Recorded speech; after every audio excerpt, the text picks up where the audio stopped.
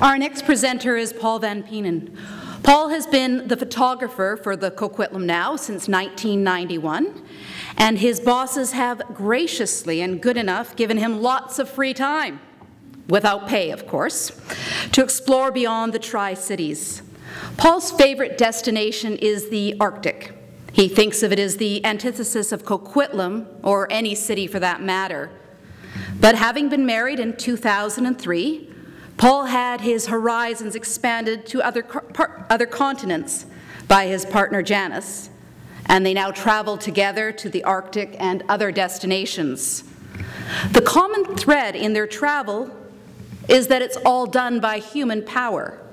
He notes, "My presentation is about space, lack of space, my need for space, and how I feel within a certain space." Paul.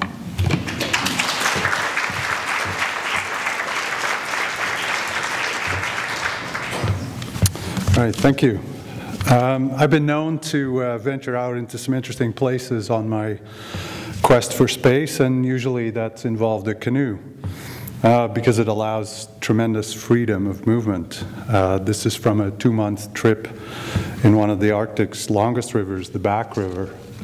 Now, because the season in the Arctic, the summer season, is so short, you have to start early in June, and the canoe becomes a sled, so you have to wait till the water melts.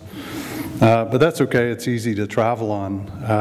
And this illustrates the kind of space that I long for. It forms the backdrop for my negotiation with the world. And this negotiation takes many forms.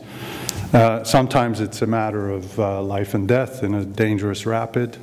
But generally, it's a negotiation of coexistence and of being respectful and realizing that nature always has the final say.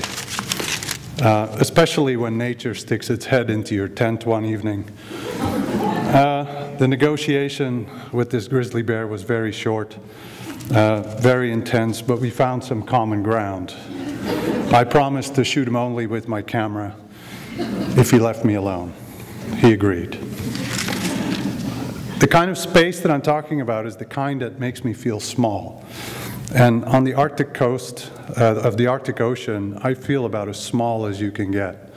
For several weeks I saw only bears and birds and seals, no humans.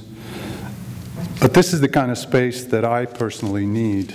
Without spending time in this seemingly infinite space, my life would feel empty, and therein lies the irony. Emptiness fills the void in my life. The mind is free to wander and explore deeper questions, and for me to do that, I need to be away from the hustle and bustle of the city.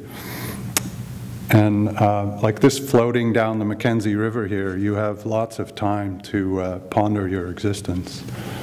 It's like paddling down a large moving lake. One of the many rewards besides the silence are the animals that I meet on these trips, but also the landscape itself and the natural phenomena that play out in our world, like the aurora borealis. This truly is one of nature's enchantments.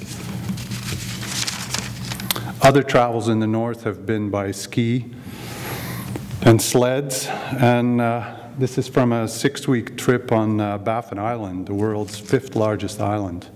The cold is another way of making one feel really small. But Baffin Island's landscape really drives that home. It's a space like no other in the world. 5,000-foot granite walls rise from the ocean in this unforgiving place. Mistakes are costly here, so the negotiation must be really careful. But if you can come to terms with that, there's no other space on Earth quite like it. Winter lasts about 8 or 9 months up here, but it enables a willing traveler to get around fairly easily, as long as you're willing to pull a 200-pound sled. But of course the sled gets lighter as you go because you're eating its contents to the tune of about 6,000 calories a day, and you still lose weight.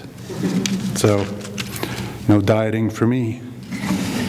In 2008, my wife Jan and I explored a different kind of space. We went to northern India, and cities like Varanasi are not exactly my cup of tea, but I really liked it. This kind of human mayhem just confirms in me the need and the desire for open space. So we went looking for that, traveled into the Himalayas. And besides all the crowded cities in India, it also has tremendous open spaces. Jan and I went hiking in Sikkim, north of Darjeeling, wedged between Nepal and Bhutan. Lots of space here, not many people, few yaks. And this was one of these magical moments when the clouds parted and Kangchenjunga revealed herself. This is the third highest mountain in the world. And the local Nepali people consider this a holy place, and I definitely agree. Cycling is not quite like canoeing, but it's close.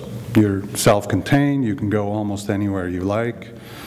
So last year, Jan and I explored Iceland. The attraction was easy. It's Arctic. No trees to get in the way of the view. Lots of uninhabited space.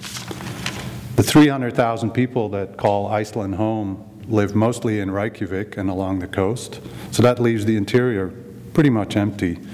It's kind of like going to the moon, but with lots of tracks crisscrossing the island. They call them roads, but they aren't really. There are no bridges across any of the rivers in the interior, so you have to be brave and find your way across somehow. Here Jan is pushing her way across.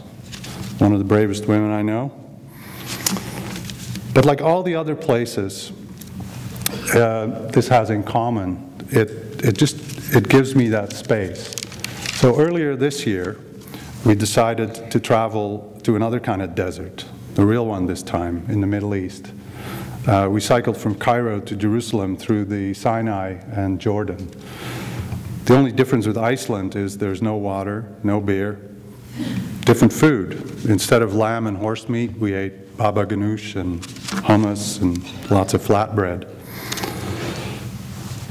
All these places have one thing in common: space. Space to negotiate your existence in the world and to reaffirm that we have to take care of it. We're lucky and privileged to live in a country where we have the freedom to explore anywhere we want. And like the ad says, we have more awesomeness per square meter than anywhere else in the world. But we have to take care of it for those who will follow behind us. Thank you.